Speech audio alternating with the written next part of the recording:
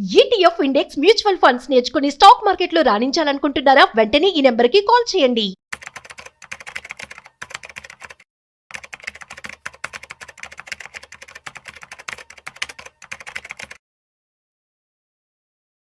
Sir Giribabu గారు నమస్తే sir. నమస్తే అండి. Welcome to Vishnu talks. Thank you. So Giribabu గారు, ఇప్పుడు మనందరం రకరకాల ఇన్వెస్ట్మెంట్స్ చేస్తూ ఉంటాము. ఆ ఇన్వెస్ట్మెంట్స్ మీద రకరకాలుగా రిటర్న్స్ వస్తూ ఉంటాయి కదా.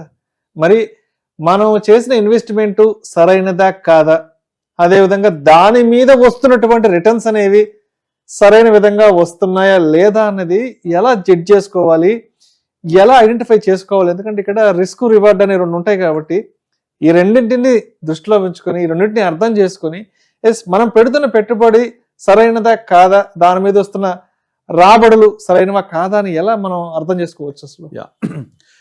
యాక్చువల్గా ఈ టాపిక్ నేను ఎందుకు మాట్లాడదాం అనుకున్నానంటే, ఒక 3 days బ్యాక్ ఒక క్లయింట్ కాల్ చేశాడు. సార్, నా దగ్గర ₹1,00,000 ఉన్నాయి, నాకు చాలా డబ్బులు అవసరం ఉన్నాయి, ఈ ₹1,00,000 నేను ఎక్కడైనా పెట్టి నాకు నెలకు ఒక 5-6 వేలు వస్తే నేను కొంచెం ఖర్చులు పెంచుకుంటా అని చెప్తున్నాను. నెలకు 5-6 వేలు 10 వస్తే బాగానే ఉంటది, కనీసం 5-6 వేలు నెలకా అని అడిగాను. సంవత్సరానికి అడిగా, కాదు నెలకంట. అసలు నెలకు 5-6 వేలు అంటే తెలుసా ఎంత ఇంట్రెస్ట్ అన్న? ఏమో నాకేం తెలియదు అన్నాడు. నువ్వు మామూలుగా నెలకు 10,000 వస్తే ఓకే, నాకు ఓకే, కానీ 5-6 వేలు అయినా కనీసం కావాలంటున్నావు కదా. 5-6 వేలు నెలకంటే సంవత్సరానికి ఎంత, దాని రేట్ ఆఫ్ ఇంట్రెస్ట్ ఎంత అని అడిగాను. ఏం ఐడియా లేదు. నేను చెప్పాను, ఇదే ₹1,00,000 బ్యాంక్లో పెడితే నువ్వు అడిగే 5-6 వేల రూపాయలు సంవత్సరానికి వస్తుంది, అంతే కదా. నెలకు అడుగుతున్నావు, అది పాసిబుల్ అని అడిగిన. ఏమో తెలియదు అని చెప్తున్నాడు. సరే, నాకు అర్థమైంది, నాకేం తెలియదు నిజంగా. సో ఇది చాలా మందికి తెలియదు. నేను నా దగ్గరికి వచ్చిన అందరికీ కూడా అబ్సల్యూట్ అంటే ఏంటి, ఎక్స్ఐఆర్ఆర్ అంటే ఏంటి క్లియర్గా ఎక్స్ప్లెయిన్ చేస్తా. ఎక్స్ఐఆర్ఆర్ అంటే extended internal rate of return, CAGR, compounded annual growth rate. ఇది ఎంత ఉండాలి, ఎంత ఉంటే మీరు సాటిస్ఫై అవ్వాలి, ఇది ఖచ్చితంగా ప్రతి ఒక్కళ్ళకు ఎక్స్ప్లెయిన్ చేస్తాను. ఎందుకంటే ఈ నెంబర్స్ కనుక అర్థం కాకపోతే వాళ్ళు ఎంత రిటర్న్ వచ్చింది, నేను సరైన దారిలో ఉన్నానా లేదా అనేది కూడా అర్థం కాదు. మీరు మెయిన్గా రియల్ ఎస్టేట్, కొన్ని రకాల ఇన్సూరెన్స్ పాలసీస్ ఇక్కడ చూస్తే, ఇన్సూరెన్స్ పాలసీ అమ్మేటప్పుడు ఏం చెప్తారు వాళ్ళు, సంవత్సరానికి ఎంత కట్టాలి, మెచ్యూరిటీ ఏ సంవత్సరంలో ఉంటుంది, అప్పుడు ఎంత వస్తాయి అంటే మనం కట్టేది వేలల్లో ఉంటే లక్షల్లో వస్తాయని చెప్తూ ఉంటారు. కానీ దాన్ని పట్టే పీరియడ్ ఎంత, దాన్ని బట్టి కదా మనం అక్కడ రేట్ ఆఫ్ రిటర్న్ ఎంతో ఎక్సెస్ చేసేది. ఈ పీరియడ్ గురించి మాట్లాడకుండా మేబీ 15-20 years పీరియడ్ ఉంటుంది, అది తెలుసు. అది కానీ మీరు కొన్ని వేల రూపాయలు ఎవ్రీ ఇయర్ కడుతూ పోతే మెచ్యూరిటీలో కొన్ని లక్షల రూపాయలు వస్తుంది. Few lakhs rupees. అక్కడ లక్షలు వేలు ఇదంతా సైకాలజీ. అరే, నేను వేలలో కడుతున్నా, లక్షలు వస్తున్నాయని ఆలోచిస్తారు తప్ప నాకు వచ్చే రేట్ ఆఫ్ రిటర్న్ ఎంత అని అర్థం చేసుకుంటే ఎవరు ఆ ఇన్సూరెన్స్ పాలసీ జోలికి కూడా పోరు. తర్వాత రియల్ ఎస్టేట్, నేను 20 years బ్యాక్ కొన్నాను, ఫ్యూ lakhs, ఇప్పుడు ₹1,00,000 ఉంది, లేదా ఫ్యూ thousands ఇప్పుడు లక్షల్లో ఉంది. Okay, right, good. మీరు ఎప్పుడైనా దాని పర్సంటేజ్ రిటర్న్ లెక్కేశారా? అయ్యారు ఎవరు? దాని ఎప్పుడు టైం ఎంత? సపోజ్ ఫర్ ఎగ్జాంపుల్ ఒక క్లయింట్ ఉంది, ఆమె నేను అల్వాల్లో 2006-07లో 7 లక్షలకి ఒక ల్యాండ్ కొన్నాను, ఇవాళ ల్యాండ్ 40 లక్షలు ఉంది.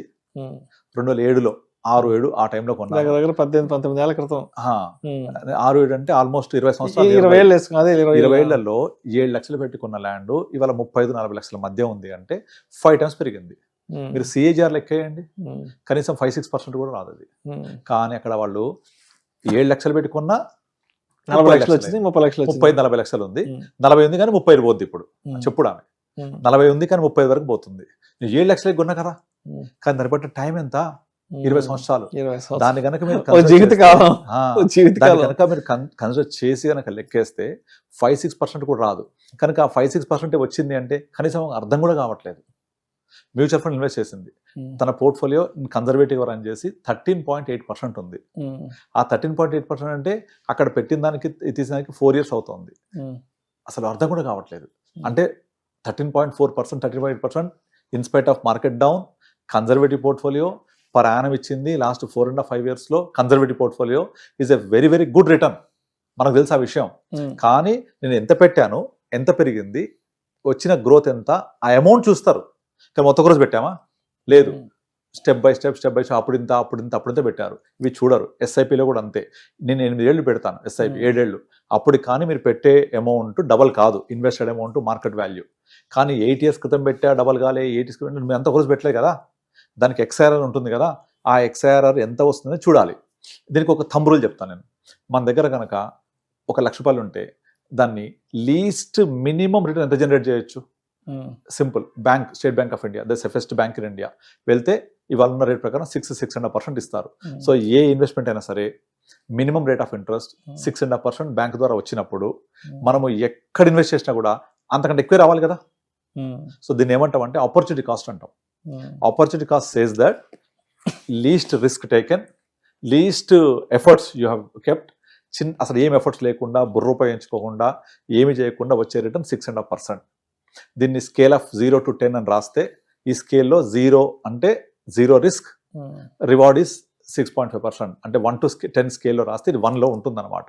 అంటే 1 to స్కేల్ ఏంటంటే 1 ఒక ఇన్వెస్ట్మెంట్, రిస్క్ పెరుగుద్ది 2, ఇంకా రిస్క్ పెరుగుద్ది 3 ప్రకారంగా రివార్డ్ కూడా పెరుగుతూ ఉంటుంది. అలా తీసుకుంటే 1లో ఉండేది FD 6%. Number 2 mutual funds. ఎంత రావాలి మ్యూచువల్ ఫండ్స్? మినిమం ఒక 12%, అంటే డబల్ దాన్ ది బ్యాంక్. రెండోది ఆల్రెడీ 6% బ్యాంక్ ఇస్తుంది అంటే ఇన్ఫ్లేషన్ కూడా 6 కదా. సో ఇన్ఫ్లేషన్ తీసేస్తే net return is 0. So bank లో ఇన్వెస్ట్ చేయడం వల్ల ఇన్ఫ్లేషన్ బీట్ చేయరు కాబట్టి నెట్ ఇన్ఫ్లేషన్ ఇస్ 0, రైట్. దాని నెక్స్ట్ లెవెల్కి వెళ్దాం. 2 మ్యూచువల్ ఫండ్స్ 12+ ఇస్తాయి, అంటే బ్యాంక్ అంటే డబల్, ఇన్ఫ్లేషన్ కంటే డబల్. సో ఇన్ఫ్లేషన్ పోతే 6 to 7% వచ్చినట్టే return. Number 3 stock market. Risk ఎక్కువ, రివార్డ్ ఎక్కువ, అక్కడ 18-20 కూడా రావచ్చు, పోతే అది కూడా మొత్తం పోవచ్చు. Number 4 trading. Stock market investment, trading ఎక్కువ రావచ్చు, పోవచ్చు. స్పెక్యులేషన్, F&O ఇంకా రిస్క్, అది డేంజర్. పోతే 50 1 నిమిషాలు పోతాయి, వస్తే 50 వస్తాయి గంట సేపట్లో, కానీ ఎంత రిస్క్. నెక్స్ట్ ఆ పైన క్రిప్టో కరెన్సీ, ఇంకా రిస్క్. అంటే మీరు ఇక్కడ స్కేల్ 1, 2, 3, 4 పైకి వెళ్ళినా కొద్దీ bank FD, mutual fund, stock market, trading, F&O, crypto currency ఇలా పోతూ ఉంటే సినిమా ఇండస్ట్రీ, ఫైనాన్స్ ఉంటుంది, అది 8-10% రిటర్న్ వస్తుంది. కానీ ఎంత రిస్క్ ఉంటుంది? సినిమా రాకపోతే, బయట రాకపోతే మొత్తం పోయినట్టు.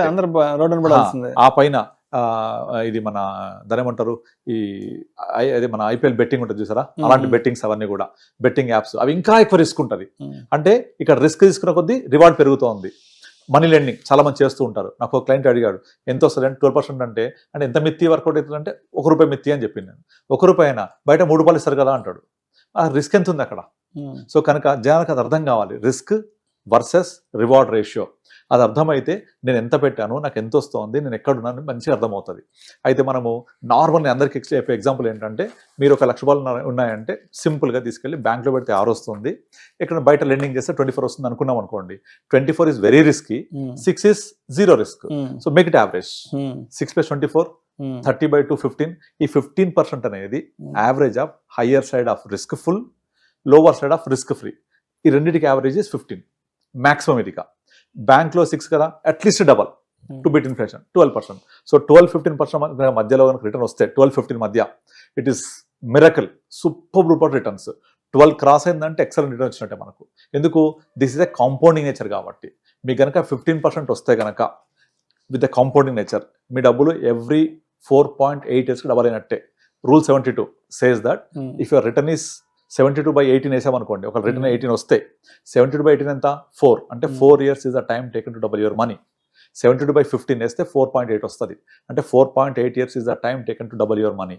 ఇలా కనుక మనకు నెంబర్స్ అర్థమైతే, మనం ఒక ఇన్సూరెన్స్ పాలసీ తీసుకుంటే మనం పెట్టే ఇన్వెస్ట్మెంట్ ఎంత, వచ్చే డబ్బులు ఎంత, ROI ఎంత, రిటర్న్ ఆన్ ఇన్వెస్ట్మెంట్ లెక్కేస్తే 4-5-6% కూడా ఉండదు.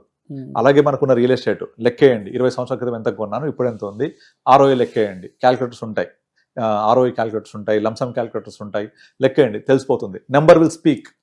అలాగే ఒక మ్యూచువల్ ఫండ్ కనుక నా పోర్ట్ఫోలియోస్ ఏవి తీసుకున్నా కూడా యావరేజ్ గా more than 15% ఉంటాయి. యావరేజ్ గా టోటల్ నా 350 crores average return is more than 15%. అందరికి చూపిస్తుంటాను నేను. సో ఆ 15% వచ్చింది అంటే ఇట్స్ అమేజింగ్ రిటర్న్ యాక్చువల్లీ. కానీ కొంతమందికి సాటిస్ఫై కాదు, 15 అయినా అంటారు. అసలు 15 అంటే ఏంటి, దాని నెంబర్స్ యొక్క ఇంట్రెన్సిక్ వాల్యూ ఎంత, కాంపౌండింగ్ ఎంత, ఎన్ని ఇయర్స్ డబుల్ అవుతుంది, అది అర్థం చేసుకోవాలి.